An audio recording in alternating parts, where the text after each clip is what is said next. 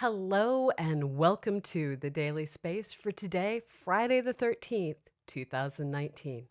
I am your host, Dr. Pamela Gay, and I am here to put science in your brains.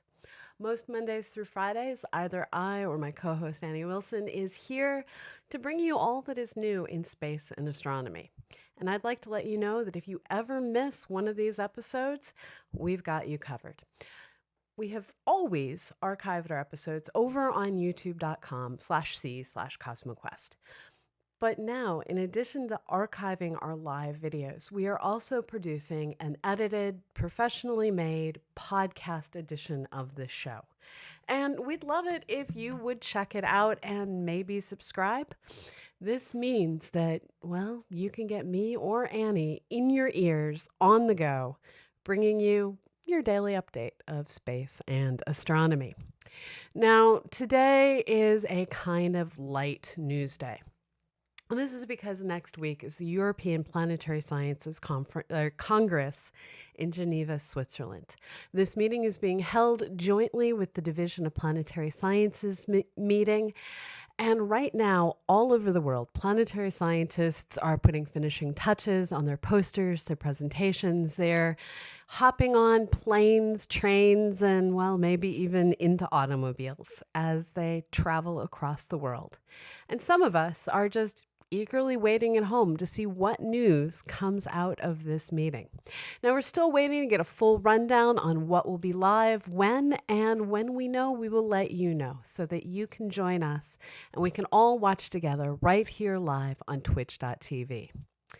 Now, while a lot of people are, holding on to their news until next week, and while a lot of people don't like to release news on Fridays, there is some news that I can bring you, and some of it's a little bit silly. That is what this first story counts as. Now, you may have heard me say today is Friday the 13th.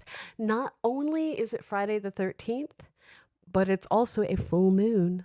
And this means all of you out there who play Wizards Unite like I do, tonight the werewolves are out. Friday the 13th is one of those superstitious days where a lot of Western cultures say that it's unlucky, say that this is the night where madness occurs. And a lot of those same Western cultures say that full moons cause monsters and mayhem to occur. Now, when we mix the superstitions of unlucky Friday the 13th with the superstition of monsters and mayhem tied to the full moon, we get what is circumstances just waiting to be turned into a really bad made-for-TV horror movie. Now, I can't give you that movie to watch. I can kind of hope that someone writes it. And I can point out that this is actually a really rare circumstance. And it's kind of amazing that people aren't talking about this all over the social media and mainstream media. The last time Friday the 13th and a full moon came together in the same day, it was October 13th, 2000, 19 years ago. The next time this is going to happen is 30 years from now. So those of you who are looking for a good plot to use to write your next horror fiction, this might be the kind of it-like slow recurring event that you can use as a fulcrum point in your fiction. Now, there really isn't anything significant about a full moon and Friday the 13th occurring together other than superstition and fiction. And we don't usually get into those things here on the Daily Space. We are, after all, a science show. So I'm just going to say, use this as a chance to get other people thinking about science. And use this as a chance to go out and catch those werewolves in Wizards Unite. Okay, on to the next story. I said it's a kind of light news week.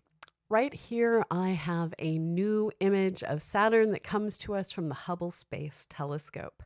Hubble is currently in the process of, catching a good view of Saturn while it's at that magical point where the sun is behind the Earth and Saturn is directly in front of us. And with this lineup, We have Saturn kind of at its closest point to our planet, filling up the largest amount of space it will ever fill up in our sky, which admittedly is not that much space at all. But it's enough of a difference to allow Hubble to get images like this.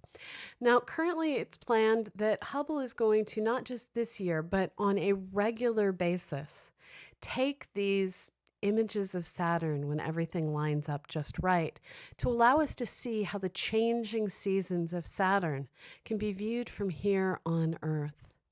Now, what's cool about this picture is with the particular tilt of the disk of the rings, the particular tilt of the planet with the seasons, we can see that that hexagon at the top of Saturn is still there.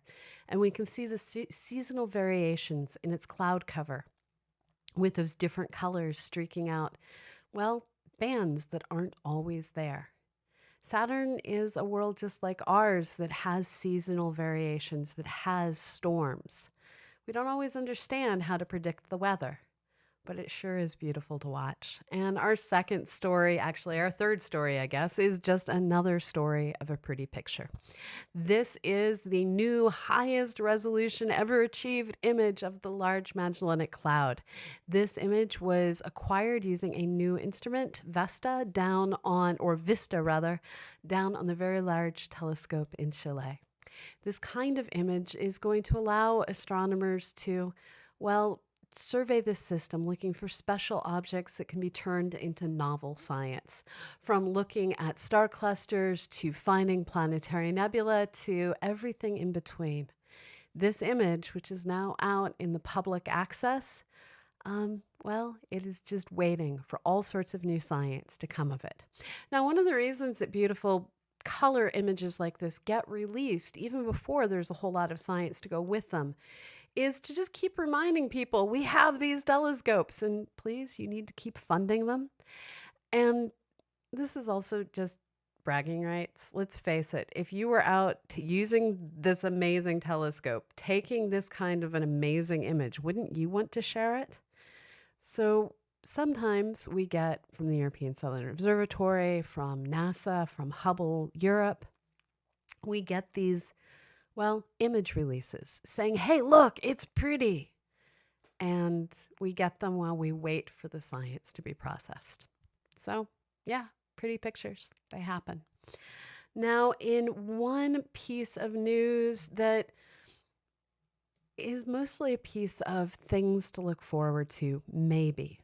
There's a new paper out that describes a way that we just might be able to use the LIGO and Virgo gravitational wave detectors to not just detect gravitational waves, but to maybe even detect dark matter particles as they bounce off the mirrors in these gravitational wave detectors. This is a new idea that's getting put forward by a postdoc whose name is unfortunately not in front of me, but will appear in the show notes. This is a reminder, we have show notes. If you go over to dailyspace.org, you can find all of the notes, all of the links, all of the awesome goodness. I am so sorry, wonderful postdoc who did this research, that I don't have your name in front of me because I failed. The idea put forward is, we don't know what dark matter is. We know it's a stuff.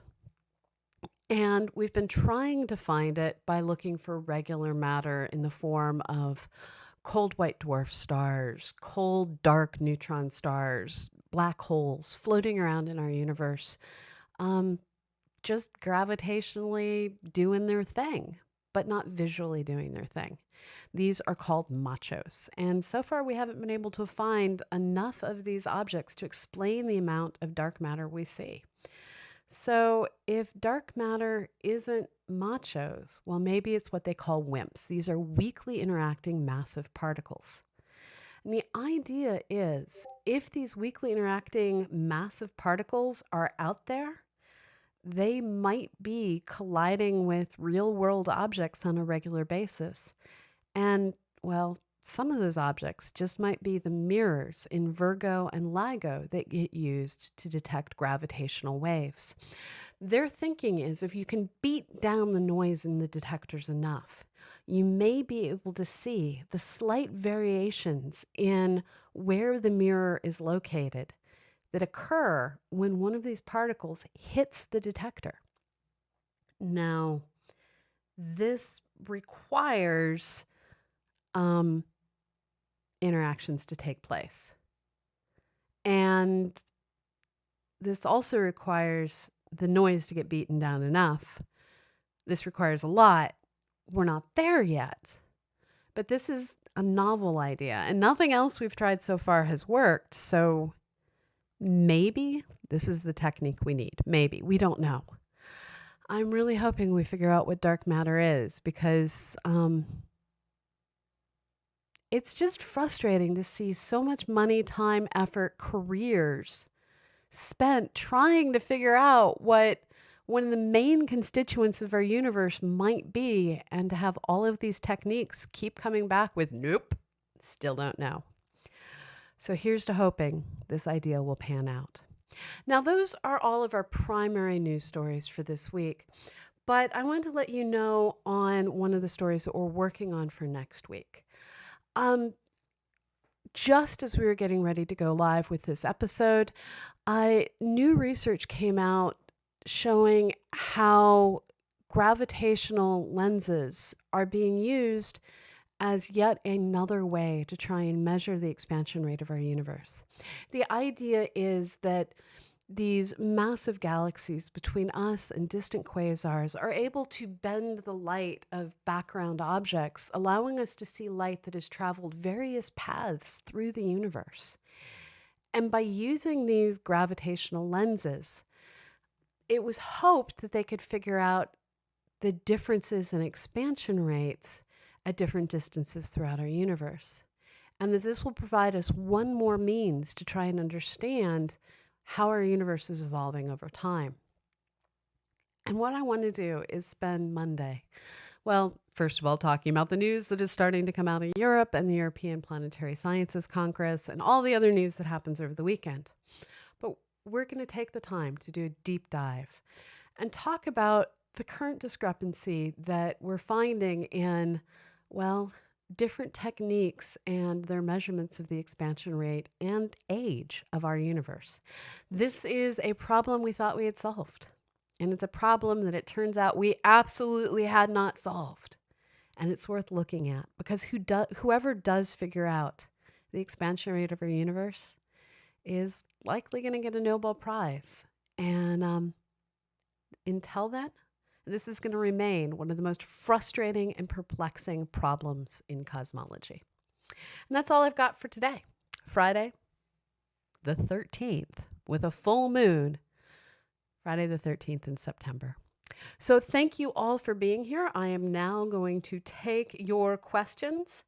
And while you type them in, I'm going to remind you that The Daily Space is a production of the Planetary Science Institute, and it is hosted by myself and Annie Wilson. All of our episodes are archived by Susie Murph, who helps us produce show notes and get the word out across all of social media that this show is happening, and you should be tuning in and watching.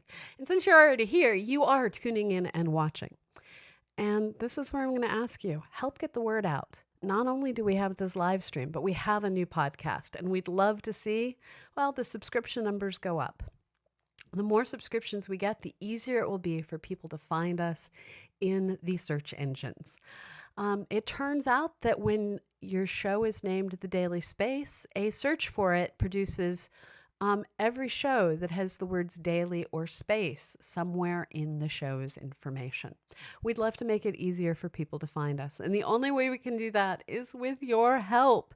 So please click that podcast button on your phone, go to the podcatcher of your choice, and look for us out there and give us a subscription. Okay, so we are here thanks to you.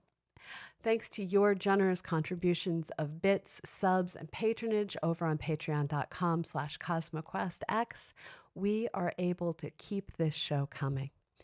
If you can help us out, we would greatly appreciate it. And this is here on twitch.tv September. This means that all subscriptions are discounted. And this month we are running a, well, sub goal. We are hoping to get 50 subscribers, both resubs from the past and new subs joining us this month. If you can, click that sub button and help us keep this show going. Okay, that's all I've got. And now I am going to go looking for your questions while I hear a really loud thump from upstairs. I don't know what my dogs are doing. Okay, scrolling back to the beginning. Hello, Kevlar. Yes, on the coffee. Cheers on the coffee. Yesterday, I had a fly die in my coffee while I recorded, and it made me really, really sad. So they have delivered, Fenmil is pointing out, the first optical components of the Large Synoptic Survey Telescope. Hello, Guido. It is the weekend, and you, being in Europe, sir, are already getting to enjoy it. Those of us here in the United States still has a ways to go, and I will be back later today on YouTube recording Astronomy Cast. And after that, I can start thinking about the weekend. So, hello, Paranor. Hello, DPI 209. Hello, Refsmat. Oh, today is the anniversary of Space 1999. I did not know that. Thanks for that information. Looking. Hello, Planetary Pan. Welcome. Hello, Nebula Cluster. Saturn is beautiful. Let me just bring that image back up so we can enjoy it together. Looking for questions. I like Paranor's comment. Saturn uses hexagons. This means it plays D&D.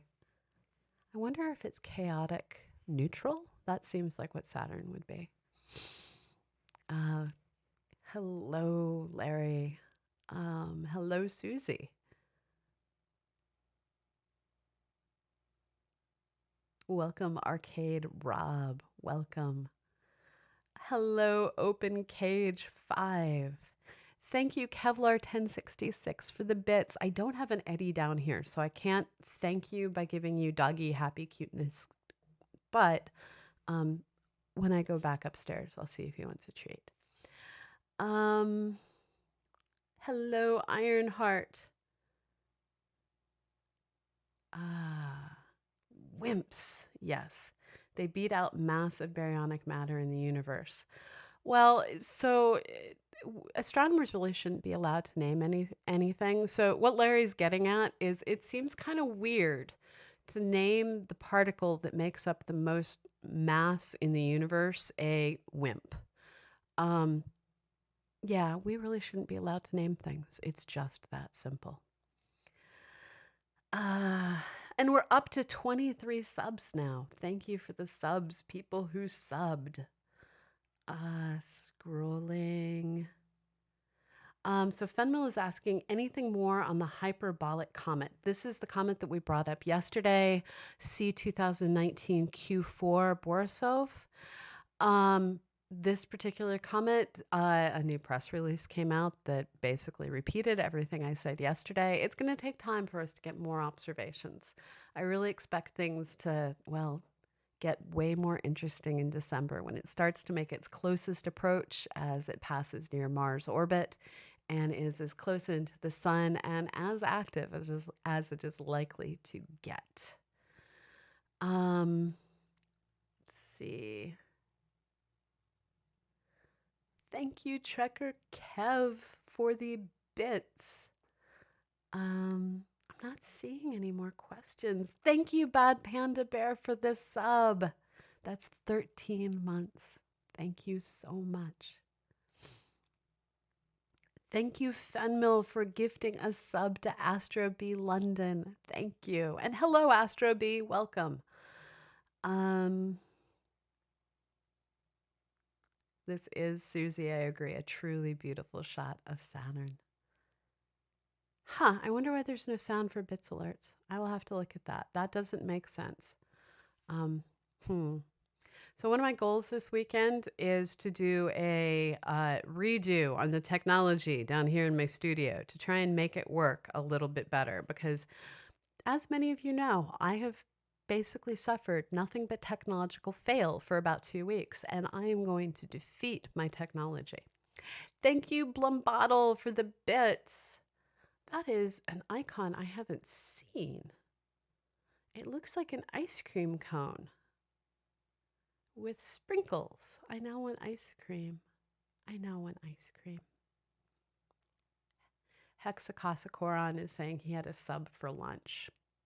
I don't think it's quite the kind of sub that's useful around here, but also I now want a sub because I film this right before I eat lunch, and all of your food suggestions are evil in a good way. Okay, continuing to look. Paranor has an awesome emote of a sub.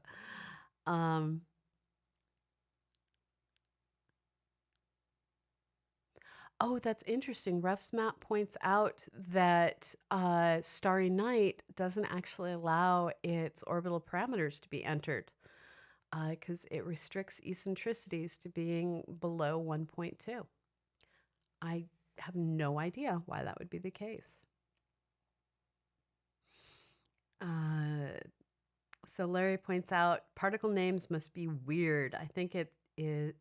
I think it is a Gelman law. Well, I'm not sure about that, but yeah, we really are bad at naming things. Hello, Emperor Lord. I'm not going to agree with you on who is Bay, but welcome, Emperor. I think my husband would be mad if I called anyone else Bay. Fenmill comments, the coming robot overlords won't like that. Someone get Pamela a sub and ice cream. Oh man. Yes, that is exactly what I need. So the question is, what kind of mic is this? This is a Shure. It is, oh, I don't remember its exact, it's a model MV51. So what I particularly love about this microphone is threefold. One, it has a built-in preamp, so I can plug it straight into my computer via USB. It is completely iPhone compatible, which means that I have a cable that goes from micro USB to lightning cable, and I can plug it directly into my iPhone or my older iPad. The new iPads have USB-C. They're useless for this. But it's completely compatible with that, so I can take it with me and easily record on the go. And this brings me to feature number 3. I used to use a Zoom H4n, and the problem with the Zoom H4n is it looks like a taser. And after getting detained in Amman, Jordan, and having my passport taken away and being told to go sit on a bench while rather large men who appeared to potentially be armed, stared at me. Well, I no longer like H4Ns. I really like their audio is awesome. They aren't compatible with my lifestyle. So, goes through airports, has great audio quality, works with everything. It makes me happy. Why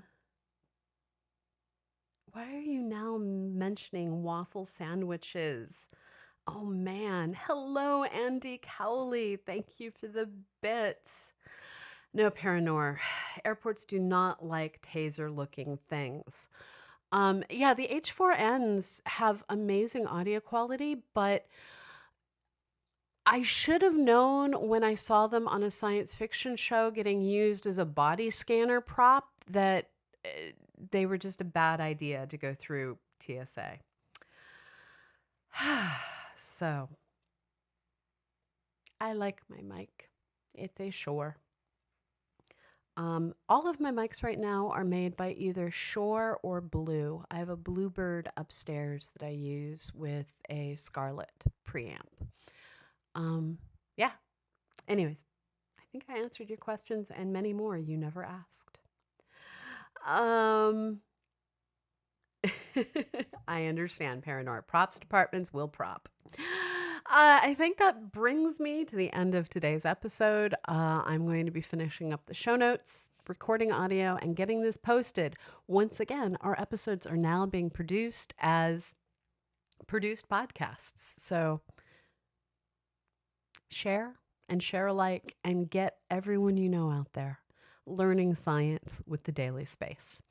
Our show is slowly but surely cropping up in all your favorite podcast directories. We are already over in iTunes, and I'm going to be working to confirm our presence everywhere else with the help of Susie, who produces this show for us. So, I guess in closing, all I've got to say is go subscribe to our podcast and help us, well, get more easily found in all the podcast directories. Beyond that, and this has been the Daily Space. I am Dr. Pamela Gay, and I have been here and will continue to be here to put science in your brain. Our episodes are put out live on twitch.tv/CosmoQuestX most Mondays through Fridays at 1 p.m. Eastern. That is 10 a.m. Pacific, 6 p.m. London time. In addition to the Daily Space, we also bring you, or Annie Wilson brings you, the Sunday Science Hour. Lately, she's been doing some really cool work to, well, transform the raw images that come down off a spacecraft into the beautiful color images you're all so used to seeing. Beyond that, we bring you launches, landings, and other live events as they happen, and sometimes I live stream software development. So give us a follow. Follows are free, and you'll find out whenever we go live. We are here thanks to the generous contributions of people like you. We are a product of the Planetary Science Institute, a 501c3 nonprofit dedicated to exploring our solar system and beyond. This means your donations are tax deductible where the law allows. If you can't support us monetarily, we totally understand. And one of the best ways you can help us is to let people know. You never know what life you're going to change by introducing someone to science. And that's it. Wherever you are in the world, have a fabulous morning, evening, afternoon. Remember, it is Friday the 13th. It is a full moon. And tonight is the night to catch werewolves in Wizards Unite. So get outside, look up, tell someone that this combination of Friday the 13th and a full moon won't happen again for 30 years. And those uncommon things that they think are uncommon, like full moons, well, those often, not full moons, like lunar eclipses, those actually often happen twice a year. So enjoy this rare, nonsensical, statistically not meaningful event with the silliness it deserves. So I will see you all on the other side. Bye-bye, everyone.